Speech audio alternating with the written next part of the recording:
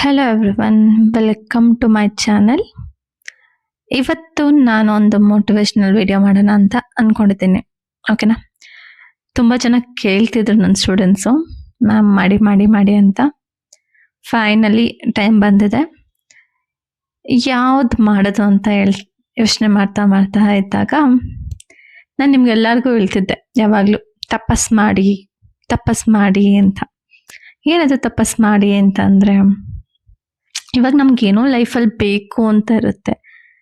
ಇವಾಗ ಆಗಿನ ಕಾಲದಲ್ಲೆಲ್ಲ ಹೇಗೆ ಕೇಳ್ಕೊತಿದ್ರು, ಇವಾಗ ಅವ್ರಿಗೇನೋ ಒಂದು ಬೇಕು ಅಂತ ಅಂದರೆ, ಅವ್ರಿಗೇನೋ ಒಂದು ಆಗಬೇಕು ಅಂತ ಅಂದರೆ, ಲೈಕ್ ಅವರು ಯಾವತ್ತೂ ಸಾಯಲೇಬಾರ್ದು, ನಾನು ಚಿರಾಯುಷು ಆಗಿ ಇರಬೇಕು ಅಂತ ಇದ್ದಾಗ, ಸಾಯಲೇಬಾರ್ದು, ಏನೋ ಒಂದು ವರ ಬೇಕು ಅಂತ ಇದ್ದಾಗ, ಅವ್ರಿಗೇನೋ ಒಂದು ಆಗಬೇಕು ಅಂತ ಇದ್ದಾಗ ಅವ್ರು ಏನು ಮಾಡ್ತಿದ್ರು? ತಪಸ್ ಮಾಡ್ತಿದ್ರು ಅಲ್ವಾ? ಹೇಗೆ ಮಾಡ್ತಿದ್ರು? ಈಸಿ ಆಗಿತ್ತಾ ತಪಸ್ಸು? ಇಲ್ಲ ಅಲ್ಲ. ತಪಸ್ ಮಾಡಕ್ ಕೂತಾಗ ಅವ್ರ ಗುರಿ ಬಿಟ್ಟು ಬೇರೆ ಏನು ಯೋಚನೆ ಮಾಡ್ತಿರ್ಲಿಲ್ಲ. ಕರೆಕ್ಟಾ? ಅವ್ರು ಮಂತ್ರ ಹೇಳಕ್ ಸ್ಟಾರ್ಟ್ ಮಾಡ್ತಿದ್ರು. ಮಂತ್ರ ಬಿಟ್ಟು ಬೇರೆ ಯಾವ್ದ್ರ ಮೇಲೂ ಗಮನ ಕೊಡ್ತಿರ್ಲಿಲ್ಲ. ಯಾಕೆ ಮಂತ್ರ ಹೇಳ್ತಿದ್ರು? ಆ ಮಂತ್ರ ಹೇಳೋದ್ರಿಂದ ಅವ್ರಿಗೆ ವರ ಸಿಗುತ್ತೆ ಅಂತ ಅಲ್ವಾ? ಆ ವರಕ್ಕೋಸ್ಕರ ತಪಸ್ ಮಾಡ್ತಿದ್ರು. ಅದರಿಂದ ಯಾವುದಕ್ಕೂ ಡಿಸ್ಟ್ರಾಕ್ಟ್ ಆಗ್ದೇನೆ ಆ ಮಂತ್ರನ ಕಂಟಿನ್ಯೂಸ್ ಆಗಿ ಹೇಳ್ಕೊಂಡಿದ್ರೆ, ಕರೆಕ್ಟಾ? ಕಂಟಿನ್ಯೂಸ್ ಆಗಿ ಹೇಳ್ತಾನೆ ಇರಬೇಕು. ಯಾವುದೇ ಡಿಸ್ಟರ್ಬೆನ್ಸ್ ಏನು ಬರ್ತಿತ್ತಲ್ವಾ? ಬೇಕಂತಾನೆ ದೇವರು ಅದು ಇದು ಏನೋ ಒಂದು ಡಿಸ್ಟರ್ಬೆನ್ಸ್ ಕಲ್ಸೋರು. ಕರೆಕ್ಟಾ? ಎಷ್ಟೇ ಡಿಸ್ಟರ್ಬೆನ್ಸ್ ಆದರೂ, ಏನೇ ಆದರೂ, ಎಷ್ಟು ದಿನ ಆದರೂ, ಎಷ್ಟು ವರ್ಷ ಆದರೂ ಅವರು ಅಲ್ಲೇ ಕೂತು ಅದೇ ಮಂತ್ರನ ಯಾವುದಕ್ಕೂ ಡಿಸ್ಟ್ರಾಕ್ಟ್ ಆಗ್ದೇನೆ ಹೇಳ್ಕೊಂಡು ಕೂತ್ಕೊಂಡ್ರೆ ಅವ್ರಿಗೆ ದೇವರು ಪ್ರತ್ಯಕ್ಷ ಆಗಿ ತಥಾಸ್ತು ಅಂತ ವರ ನೀಡ್ತಿದ್ರು. ಕರೆಕ್ಟಾ? ಅದು ಸ್ವಲ್ಪ ಓಲ್ಡ್ ವರ್ಷನ್ ಆಯಿತು. ಕರೆಕ್ಟಾ? ಏನಾದರೂ ಬೇಕಂತ ತಕ್ಷಣ ಸುಮ್ಮನೆ ಹೋಗ್ಬಿಟ್ಟು ಕುತ್ಕೊಂಡ ತಕ್ಷಣ ಎಲ್ಲ ಬಂದ್ಬಿಡ್ತಿತ್ತು. ಬಟ್ ಇವಾಗ ಹಾಗಲ್ವಲ್ಲ. ಇವಾಗ ಆ ಥರ ದೇವರೆಲ್ಲ ಪ್ರತ್ಯಕ್ಷ ಆಗಲ್ಲ. ಬಟ್ ತಪಸ್ಸಂತೂ ಮಾಡ್ಬೋದು. ಹೇಗೆ? ಒಂದು ಕಡೆ ಕುತ್ಕೊಂಡು ಮಂತ್ರ ಹೇಳ್ಕೊಂಡು ಕೂರಿ ಅಂತ ಹೇಳ್ತಿಲ್ಲ. ನಿಮ್ಗೇನೋ ಒಂದು ಆಗಬೇಕು ಅಂತ ಅಂದರೆ, ನೀವು ಡಾಕ್ಟರ್ ಆಗ್ಬೇಕು ಅನ್ಕೊಂಡಿದ್ದೀರೋ, ಇಂಜಿನಿಯರ್ ಆಗ್ಬೇಕು ಅನ್ಕೊಂಡಿದ್ದೀರೋ, ಇಲ್ಲ ಸೈಂಟಿಸ್ಟ್ ಆಗ್ಬೇಕು ಅನ್ಕೊಂಡಿದ್ದೀರೋ, ಇಲ್ಲ ನೀವು ಯಾವ ಫೀಲ್ಡಲ್ಲಿ ಇದ್ದೀರಾ ಆ ಫೀಲ್ಡಲ್ಲಿ ಯಾವುದು ಹೈಯೆಸ್ಟ್ ಪೇಯ್ಡ್ ಜಾಬ್ ಸರ್ಚ್ ಮಾಡ್ಕೊಳ್ಳಿ. ಗೊತ್ತಿಲ್ಲ ಅಂತ ಅಂದರೆ ಸರ್ಚ್ ಮಾಡಿ ತಿಳ್ಕೊಳ್ಳಿ. ಗೊತ್ತಿದ್ರೆ ಅದನ್ನ ಗೋಲಲ್ಲಿ ಇಟ್ಕೊಳ್ಳಿ. ಓಕೆನಾ?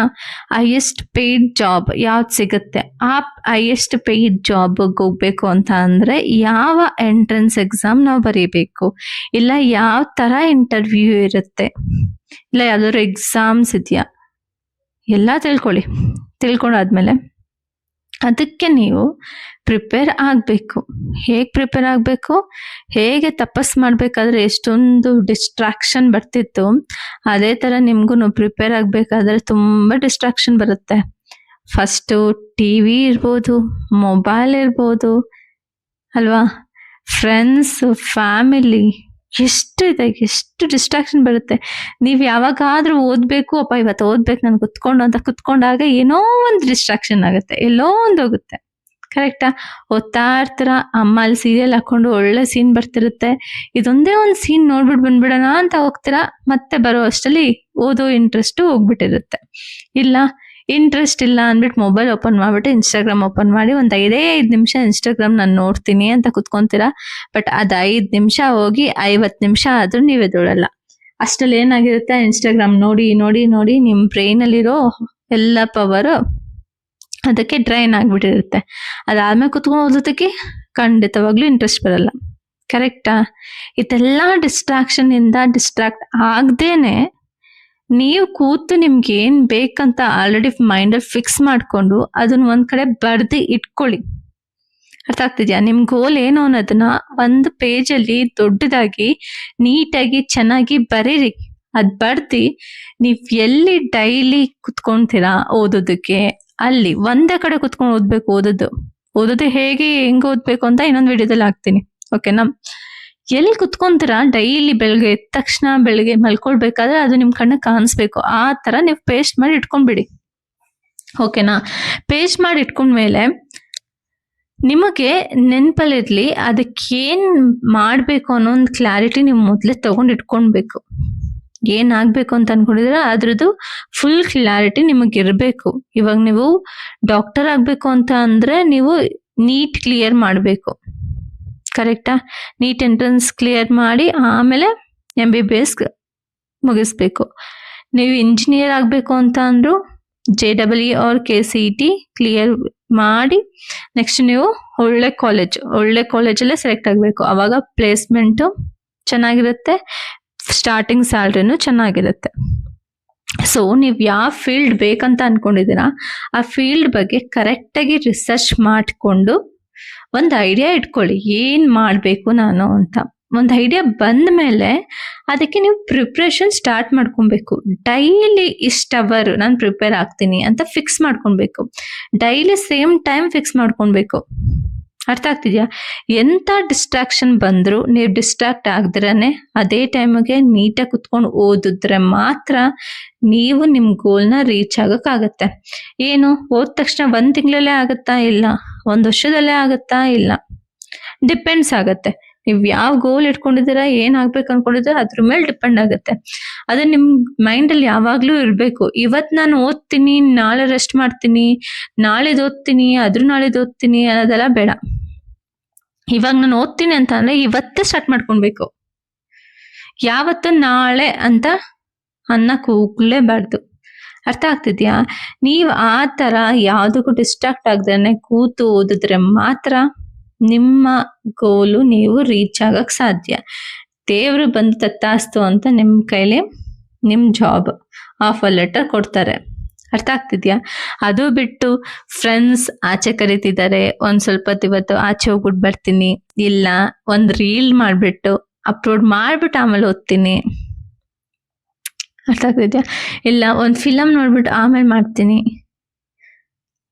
ನೀವ್ ಏನ್ ಆಗ್ಬೇಕು, ಇವಾಗ ಹೈ ಪೇಯ್ಡ್ ಜಾಬ್ ಬೇಕು ಅಂತ ಅಂದ್ರೆ ಹೈ ಪೇಯ್ಡ್ ಜಾಬ್ ಅಂತೂ ಈಸಿಯಾಗಿ ಎಲ್ಲೂ ಸಿಗಲ್ಲ. ಆಲ್ಮೋಸ್ಟ್ ಎಲ್ಲದಕ್ಕೂ ಎಂಟ್ರೆನ್ಸ್ ಎಕ್ಸಾಮ್ ಇರುತ್ತೆ, ಕರೆಕ್ಟಾ? ಎಂಟ್ರೆನ್ಸ್ ಎಕ್ಸಾಮ್ ಅಂದ್ರೆ ಬೇರೆ ಏನೂ ಇಲ್ಲ. ನೀವೇನ್ ಇವಾಗ ಓದ್ತಿದ್ದೀರಾ ಅಟ್ ಪ್ರೆಸೆಂಟ್ ಅದ್ರ ಮೇಲೆ ಕ್ವಶನ್ಸ್ ಬರುತ್ತೆ. ಅದ್ ಹೇಗ್ ಬರುತ್ತೆ ಅಂತ ಸರ್ಚ್ ಮಾಡಿ. ಯೂಟ್ಯೂಬ್ ಅಲ್ಲೇ ಇದೆ ಅಲ್ವಾ? ಎಲ್ಲಾ ಯೂಟ್ಯೂಬ್ ಅಲ್ಲೂ ಇದೆ. ಸರ್ಚ್ ಮಾಡಿ, ಏನ್ ಓದ್ಬೇಕು ಅಂತ ಸರ್ಚ್ ಮಾಡಿ, ಓದಿ, ಡೈಲಿ ಓದಿ, ಪ್ರಾಕ್ಟೀಸ್ ಮಾಡಿ. ಅಷ್ಟು ಈಸಿ ಅಲ್ಲ ಆಚೆ ಜಾಬ್ ಸಿಗೋದು ಈಸಿ ಅಲ್ಲ. ಅದ್ರಲ್ಲೂ ನಿಮ್ಗೆ ಹೈ ಪೇಯ್ಡ್ ಫಸ್ಟ್ ಸ್ಯಾಲ್ರಿಲೇ ಬೇಕಂತ ಅಂದ್ರೆ ನೀವೆಷ್ಟು ಕಷ್ಟ ಪಡ್ಬೇಕು ಅಂತಂದ್ರೆ ತುಂಬಾ ಕಷ್ಟ ಬಿಡ್ಬೇಕು. ನೀವೆಷ್ಟು ಸ್ಯಾಕ್ರಿಫೈಸ್ ಮಾಡ್ಬೇಕು, ಮೊಬೈಲ್ ಸ್ಯಾಕ್ರಿಫೈಸ್ ಮಾಡಿ ಮೊದಲು. ಅರ್ಥ ಆಗ್ತಿದ್ಯಾ?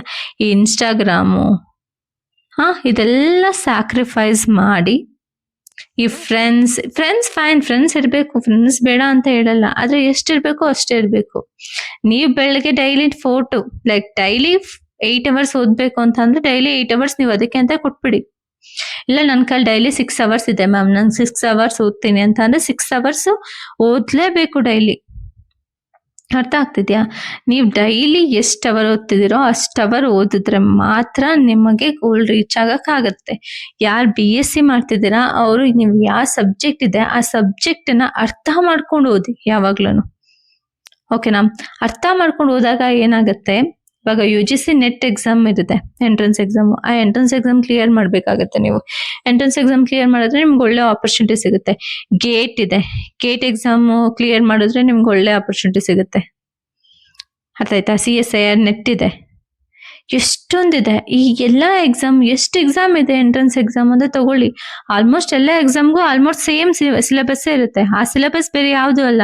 ನೀವು BSc ಏನ್ ಓದಿರ್ತೀರಾ, PU ಏನ್ ಓದ್ತೀರಾ, PU BSc MSc ಇಲ್ಲಿ ಏನ್ ಓದಿರ್ತೀರಾ ಅದೇ ಕಂಟೆಂಟ್ ಮೇಲೆನೆ ಅವರು ನಿಮ್ಗೆ ಎಂಟ್ರೆನ್ಸ್ ಎಕ್ಸಾಮ್ ಅಲ್ಲಿ ಕೊಡ್ತಾರೆ. ಬೇರೆ ಯಾವ್ದು ಕೊಡಲ್ಲ, ಬೇರೆ ಯಾವ್ದು ಹೊಸದಾಗಿ ಅವರೇ ಕ್ರಿಯೇಟ್ ಮಾಡಿ ಎಲ್ಲೂ ಕೊಡಲ್ಲ. ನೀವೇನ್ ಓದ್ತಿದ್ದೀರಾ ಅದ್ರ ಮೇಲೆ ಕೊಡೋದ್ರಿಂದ, ಸೊ ನೀವೇನ್ ಓದ್ತಿದ್ದೀರಾ ಇವತ್ಕ ಸುಮ್ನೆ ಮಾರ್ಕ್ಸ್ಗೋಸ್ಕರ ಬಹೆಟ್ ಮಾಡೋ ಬದಲು ನೀವು ಅರ್ಥ ಮಾಡ್ಕೊಂಡು ಓದಿ. ಅರ್ಥ ಆಗ್ತಿದ್ಯಾ? ಎಲ್ಲೂ ಯಾರು ನೀವು ಇವಾಗ BSc ಎಷ್ಟು ಮಾರ್ಕ್ಸ್ ಬಂದಿದ್ದೆ ಅಂತ ಯಾರು ಕೇಳಕ್ ಹೋಗಲ್ಲ. ಆದ್ರೆ ಎಂಟ್ರೆನ್ಸ್ ಎಕ್ಸಾಮ್ ಕ್ಲಿಯರ್ ಆಗಿದ್ಯಾ ಅಂತ ಇಂಪಾರ್ಟೆಂಟ್ ಆಗುತ್ತೆ. ಆ ಎಂಟ್ರೆನ್ಸ್ ಎಕ್ಸಾಮ್ ಕ್ಲಿಯರ್ ಆಗ್ಬೇಕು ಅಂತ ಅಂದ್ರೆ ನಿಮ್ಗೆ ಆ ಕಾನ್ಸೆಪ್ಟ್ ಗೊತ್ತಿರ್ಬೇಕು. ಕಾನ್ಸೆಪ್ಟೇ ಗೊತ್ತಿಲ್ಲ ಅಂತ ಅಂದ್ರೆ ಹೇಗಾಗುತ್ತೆ? ನೀವು ಎಲ್ಲ ಸರಿ, ನಾನು ಇವಾಗ ಸದ್ಯಕ್ಕೆ ನಾಳೆ ಎಕ್ಸಾಮ್ ಇದೆ, ನಾಳೆ ಎಕ್ಸಾಮ್ಗೋಸ್ಕರ ಓದ್ಬಿಡ್ಬೇಕು ಅಂದ್ಬಿಟ್ಟು ಏನ್ ಮಾಡ್ತೀರಾ, ನೀಟಾಗಿ ಬಾಹೆಟ್ ಮಾಡ್ಕೊಂಡು ಹೋಗ್ತೀರಾ. ಬಾಹೆಟ್ ಮಾಡೋದನ್ನು ಏನು ಕಂಪ್ಲೀಟ್ ಆಗಿ ಬಾಹೆಟ್ ಮಾಡಿರಲ್ಲ, ಅರ್ಧಂಬರ್ಧ ಬಾಹೆಟ್ ಮಾಡಿ ಹೋಗ್ತೀರಾ. ಅಲ್ಲಿ ಅರ್ಧಂಬರ್ಧ ಬರ್ತೀರಾ. ಎಲ್ಲ ಎಷ್ಟೋ ಜನಕ್ಕೆ ಇವಾಗ ಫಸ್ಟ್ ಸೆಮ್ ಮುಗ್ದೇ ಹೋಗಿರುತ್ತೆ. ಆ ಫಸ್ಟ್ ಸೆಮ್ ಅಲ್ಲಿ ಏನ್ ಓದಿದೆ ಅನ್ನೋದೇ ನಿಮ್ಗೆ ಗೊತ್ತಿರಲ್ಲ. ಸೆಕೆಂಡ್ ಸೆಮ್ ಮುಗ್ದೋಗಿರುತ್ತೆ. ಆ ಸೆಕೆಂಡ್ ಸೆಮ್ ಅಲ್ಲಿ ಏನ್ ಓದಿದ್ದೆ ಅನ್ನೋದೇ ಗೊತ್ತಿರಲ್ಲ. ಸುಮ್ನೆ ಏನೋ ಮಾರ್ಕ್ಸ್ಗೋಸ್ಕರ ಓದ್ಬೇಕು, ನಾಳೆ ಎಕ್ಸಾಮ್ ಇದೆ ಅನ್ನೋದಕ್ಕೋಸ್ಕರ ಓದ್ಬೇಕು ಅನ್ನೋದೆಲ್ಲ ಸೈಡ್ ಅಲ್ಲಿ ಇದೆ. ಈ ತರ ನೀವು ಓದ್ಕೊಂಡ್ ಕುತ್ಕೊಂಡ್ರೆ ಲೈಫ್ ಅಲ್ಲಿ ಯಾವತ್ತೂ ಮುಂದೆ ಬರಕ್ ಆಗಲ್ಲ. ಮಾರ್ಕ್ಸ್ಗೋಸ್ಕರ ಯಾವತ್ತೂ ಓದ್ಬೇಡಿ, ನಾಲೆಜ್ಗೋಸ್ಕರ ಓದಿ. ಅರ್ಥ ಆಗ್ತಿದ್ಯಾ ನಿಮ್ಗೆ ಹೇಳ್ತಿರೋದು? ಫಸ್ಟ್ ಸೆಮ್, ಇವಾಗ first sem almost B S C ಇರೋರ್ಗೆ ಎಲ್ಲಾರ್ದು ಮುಗ್ದೋಗಿರುತ್ತೆ. ಹೋಗ್ಲಿ ಬಿಡಿ, ಫಸ್ಟ್ ಸೆಮ್ ಆಲ್ರೆಡಿ ಹೋಗ್ಬಿಟ್ಟಿದೆ. ಚಂದನ ಮ್ಯಾಮ್ ಇನ್ನೂ ಹೇಳಿರ್ಲಿಲ್ಲ ನಿಮ್ಗಲ್ವಾ, ಇವಾಗ ಹೇಳ್ತಿದ್ದೀನಿ. ಸೆಕೆಂಡ್ ಸೆಮ್ ಆದ್ರೂ ಸ್ಟಾರ್ಟ್ ಆಗಿದೆ ಅಲ್ಲ. ಸ್ಟಾರ್ಟಿಂಗ್ ಇವತ್ತೇನ್ ಮಾಡಿದ್ದಾರೆ ನಿಮ್ಗೆ ಕ್ಲಾಸ್ ಅಲ್ಲಿ ಇವತ್ತೇ ಮುಗಿಸ್ಬೇಕು. ಅರ್ಥ ಆಗ್ತಿದ್ಯಾ? ಅರ್ಥ ಆಗ್ತಿಲ್ಲ ಅಂತ ಅಂದ್ರೆ ಹಾಕಿ, ಚಾಟ್ ಜಿಪಿಟಿಗೆ ಹಾಕಿ, AI ಹಾಕಿ, ಇಲ್ಲ ಗೂಗಲ್ಗೆ ಹಾಕಿ ಸರ್ಚ್ ಮಾಡಿ. ನಿಮ್ಮ ಹತ್ರ ಮೊಬೈಲ್ ಇದೆಯಲ್ಲ, ಯೂಸ್ ಮಾಡ್ಕೊಳ್ಳಿ. Instead of taking picture and uploading in Instagram are making reels, ಇದೆಲ್ಲ ಟೈಮ್ ವೇಸ್ಟ್. ಇದರಿಂದ ಏನ್ ಸಿಗುತ್ತೆ ಹೇಳಿ ನಿಮ್ಗೆ? ಫಸ್ಟ್ ಆಫ್ ಆಲ್ ದುಡ್ಡು ಬರುತ್ತಾ? ಯಾರಾದ್ರೂ ದುಡ್ಡು ಕೊಡ್ತಾರ? ಇಲ್ಲ ಅಲ್ವಾ? ಏನು ಸಿಗಲ್ಲ ಅದರಿಂದ. ಅಲ್ಲ, ನೀವು ಅದೆಲ್ಲ ಆರಾಮಾಗಿ ಎಕ್ಸಾಮ್ ಎಲ್ಲ ಮುಗಿಸ್ಕೊಂಡು ಒಳ್ಳೆ ಜಾಬ್ ಸಿಕ್ಕಾದ್ಮೇಲೂ ಮಾಡ್ಬೋದು. ಇವಾಗ ನಿಮಗ್ ಬೇಕಾಗಿರೋದೇನು? ಓದೋದು ಹೇಗಿರ್ಬೇಕು ಅದನ್ನ ಅರ್ಥ ಮಾಡ್ಕೊಂಡು ಓದ್ಬೇಕು.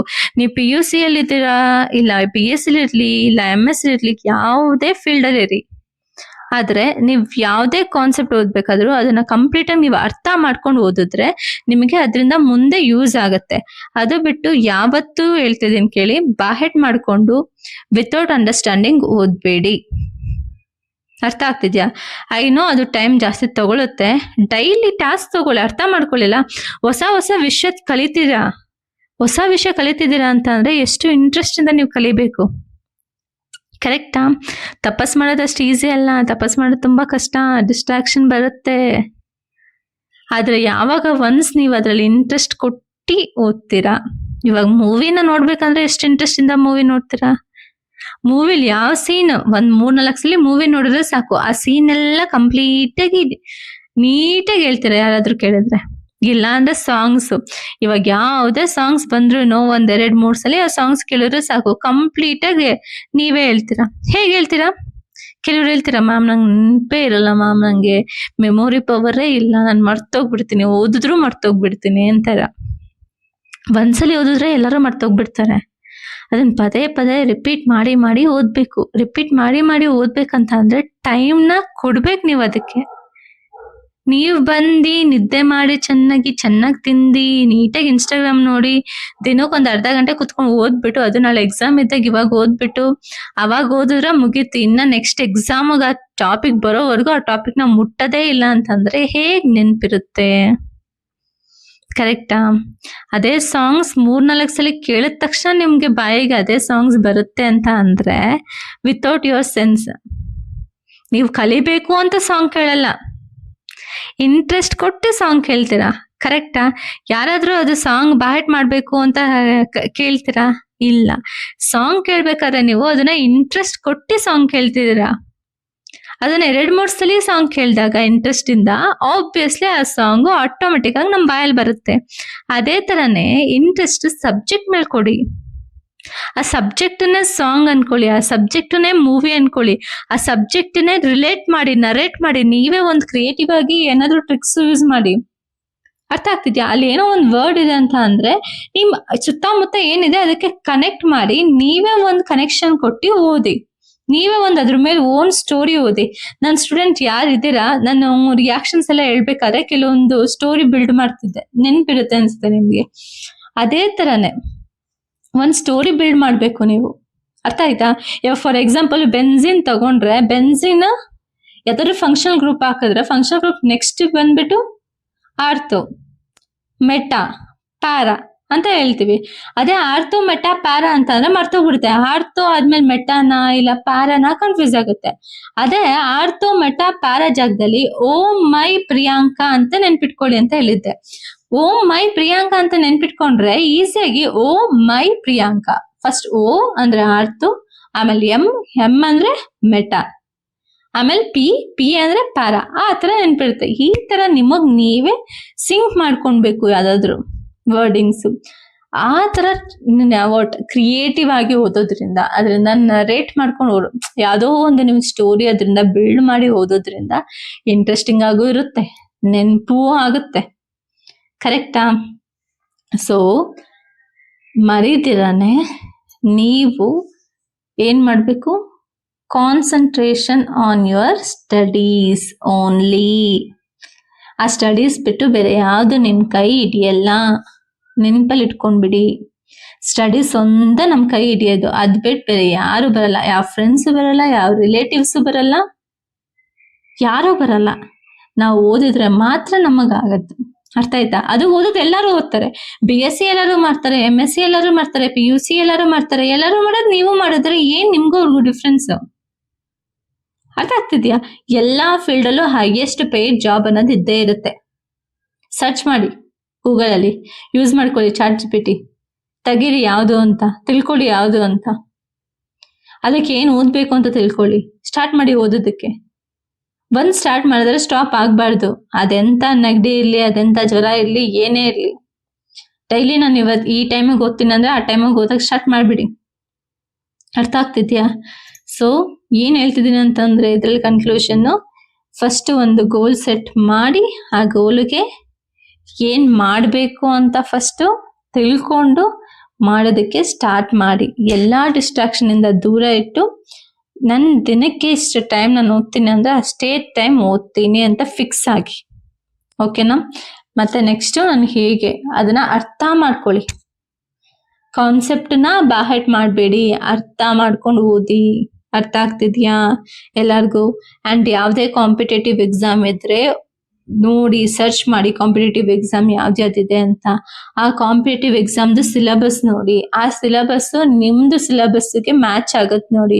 ಯಾವ್ದ್ಯಾವ್ದು ಮ್ಯಾಚ್ ಆಗ್ತಿದೆ, ಯಾವ್ದ್ಯಾವ್ದು ಇವಾಗ ಅಟ್ ಪ್ರೆಸೆಂಟ್ ಇದೆ, ಅದನ್ನೆಲ್ಲ ಓದೋದ್ ಮುಗಿಸ್ಕೊಳ್ಳಿ, ರಿವೈಸ್ ಮಾಡಿ. ಈ ತರ ಮಾಡಿದ್ರೆ ನಿಮ್ಗೂ ಆಗತ್ತೆ. ನೀವು ಎಲ್ಲಾರ್ ತರನು ಸುತ್ತಾಡ್ಕೊಂಡು ಓಡಾಡ್ಕೊಂಡು ಬರೀ ಟೈಮ್ ಪಾಸ್ ಮಾಡ್ಕೊಂಡಿದ್ರೆ ಯಾವುದೇ ಕಾರಣಕ್ಕೂ ಯಾವ ಗೋಲು ಅಚೀವ್ ಮಾಡಕ್ಕಾಗಲ್ಲ. ಸ್ಟಾರ್ಟಿಂಗ್ ಸ್ಯಾಲ್ರಿ 10,000 15,000 ಇರುತ್ತೆ, ಅದಕ್ಕೆ ನೀವು ಹೋಗ್ಬೇಕಾಗತ್ತೆ, ನೀವು ಸ್ಟ್ರಗಲ್ ಪಡ್ಬೇಕಾಗತ್ತೆ. ಅರ್ಥ ಆಗ್ತಿದ್ಯಾ? ಕಾಂಪಿಟೇಷನ್ ಹೈ ಆಗಿದೆ, ಸೊ ನಿಮ್ ಪ್ರಿಪ್ರೇಷನ್ ಸಹ ಹೈ ಆಗಿರ್ಬೇಕು. Start searching now itself. ಏನಾಗ್ಬೇಕು ಅನ್ಕೊಂಡಿದ್ದೀರಾ, ಅದಕ್ಕೆ ಹೈಯೆಸ್ಟ್ ಪೇಯ್ಡ್ ಜಾಬ್ ಯಾವುದು, ಆ ಜಾಬ್ಗೆ ಹೋಗ್ಬೇಕಂದ್ರೆ ಏನ್ ಓದ್ಬೇಕು, ಏನ್ ಮಾಡ್ಬೇಕು ಸರ್ಚ್ ಮಾಡಿ ಪ್ರಿಪ್ರೇಷನ್ ಸ್ಟಾರ್ಟ್ ಮಾಡ್ಕೊಳ್ಳಿ. ಓಕೆನಾ? All the best. Thank you.